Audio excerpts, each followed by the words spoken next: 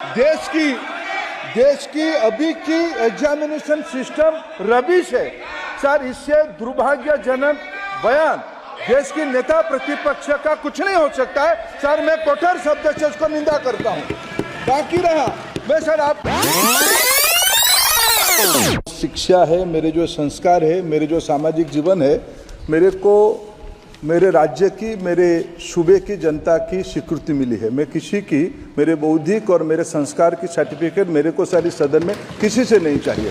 देश की प्रजातंत्र में चुन के मेरे नेता प्रधानमंत्री मोदी जी को प्रधानमंत्री की भूमिका दिया है। मैं उनकी निर्णय से यहाँ उत्तर दे रहा हूँ सदन को। बाकी ये कहना चिल्लाने से सच झूठ नहीं हो जाएगा साहब। ये जो कहा गया देश की अभी की एग्जामिनेशन सिस्टम रबिश है सर। इससे दुर्भाग्यजनक बयान देश की नेता प्रतिपक्ष का कुछ नहीं हो सकता है सर। मैं कठोर शब्द से उसको निंदा करता हूं।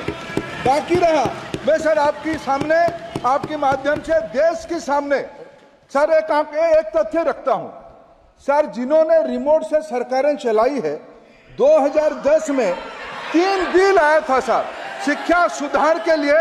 उन्हीं की पार्टी के नेता आदरणीय कपिल सिब्बल साहब 3 बिल लाए थे।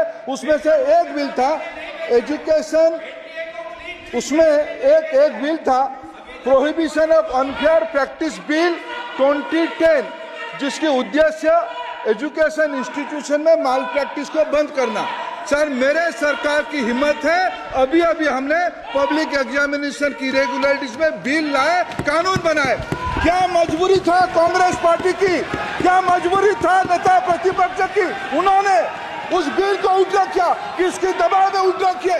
क्या निजी मेडिकल कॉलेज की दबाव में, उनकी घूसखोरी की दबाव में उन्होंने उस बिल को उल्टा किया था?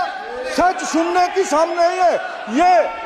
मैं किसी की विद्वता में प्रश्न नहीं उठाता हूं, लेकिन सच 2010 में शिक्षा सुधार की बिल उन्हीं की सरकार ने लाया था, दबाव में उन्होंने उल्टा किया। ये हमको प्रश्न पूछते हैं।